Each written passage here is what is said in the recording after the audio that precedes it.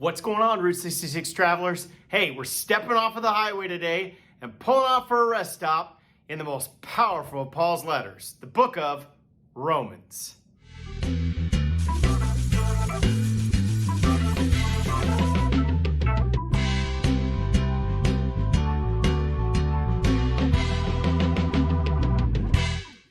We covered 8 principles from the first 8 chapters of Romans, but I'm going to give you a text reminder of those at the end of this video, but I actually want to focus this rest stop on the key verses that we talked about, and that was Romans 1, 16 and 17, that say, "For I am not ashamed of the gospel, for it is the power of God for salvation to everyone who believes, to the Jew first and also to the Greek. For in it the righteousness of God is revealed from faith to faith. As it is written, the righteous or the just shall live by faith." Now those 2 verses, they carry so much weight for the book, and our understanding of it is really the foundation for us for understanding Paul's letter to the Romans. There are 4 main lines or 4 sayings that Paul has in that verse that we pull out as the foundation. The first is that I'm not ashamed of the gospel of Christ, and that key word in there is gospel. Gospel is the good news. In fact, in the Greek, that's where we get the word for evangelism. And sharing it, we know, can be a scary thing. But that's why we choose to not be ashamed of it. See, Paul was able to share it because he wasn't ashamed of it. And so we need to be able to share it because we're showing we're not ashamed of it. Now, that doesn't mean that all of us are going to be called to this crazy street evangelism on the corner. To anybody that comes by, we simply need to learn how to not avoid the topic, but be able to weave it into our regular daily routines of family, friends, coworkers, or whoever we may come in contact with. That's good news, and it's a piece of encouragement, so we shouldn't be ashamed of it. Now, the second phrase that we talked about in there is that it's the power of God to salvation for everyone who believes.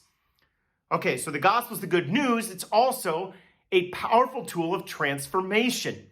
And it leads to salvation if you believe. Later in chapter 12, he says that we need to be transformed by the renewing of our minds. So when we renew ourselves to the truth of God's word and the understanding of the gospel, it leads us to a greater understanding of salvation. Because most people think salvation is just this one-track thought. It's like, well, I'm not going to end up in hell and I'm going to end up in heaven. But the truth is that the whole concept is much bigger. See, there's a past, present, and future idea to this. That past one is the justification. This is when you've chosen to become a Christian and enter into a relationship with Jesus. See, at this point, you have been set free from the penalty of sin. And that is a free gift that comes from God. But once you've done that, now you are living in the present state of salvation, and that is the process of sanctification. And sanctification is when you openly choose to be a regular daily disciple, follower of Christ.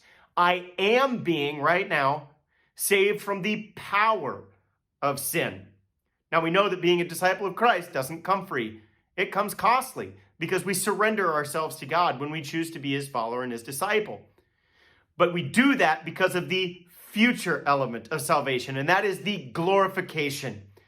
See, one day we'll enter into heaven, into his presence, and we will be given a glorified body, a new body. This body will go away. It's dead, but we'll get a new body, and we will be saved at that point from even the presence of sin. Because when we're in the presence of God for all eternity in heaven, sin no longer exists. It's gone because we are face to face with the divine creator. So the gospel itself says that it is the power of that salvation for who? All who believe, who choose faith, the Jew and the Gentile, both. The third phrase is that in it the righteousness of God is revealed. Well, what does that mean that it's revealed? Well, because the gospel reveals this righteousness. It's doing that from faith level to faith level as you grow. This is the maturing process. That righteousness grows in you as you study and as you discover what having that salvation and going through the sanctification process of following God is all about. It's an ever-growing revelation as you learn in your walk with Christ and grow and mature in your faith. And the final phrase we see is that then the righteous or the just will live by that faith. This may be one of the most powerful phrases in all of God's word. And maybe that's because the reason that it's become so real to us was because how it was revealed to Martin Luther. This is why it's such a powerful phrase when it hits people. And it hit Martin Luther, who was an Augustinian monk just trying to make his way to heaven by good work theology. And he came across these verses and he began to study deeper on them. And what he realized was that good works didn't really matter in the salvation process. And this changed him from the inside out. It lit a fire in him. And so what did he do? Well, he realized the church wasn't teaching the truth. And from this, he then came up with his 95 Theses. He nails it to the door, we know as the Protestant Reformation. And that's why it was so powerful, because now this changed the rest of history because of a man that fully understood what it meant that the righteous will live by faith. It's not by works, it's by faith. We're not ashamed of the gospel. It's the power of God for salvation to everyone who believes.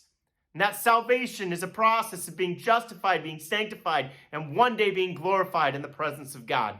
And I don't know about you, but knowing that I can be in that position and get there, I thank God.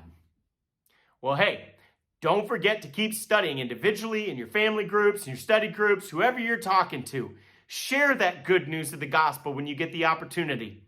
We'll see you when we pull back on the highway this next week and we jump into the book of 1 Corinthians. That's right, another letter of Paul. The man kind of has a significant part of the New Testament, and that's good. We'll be excited to see you then. And until we get there, happy studying.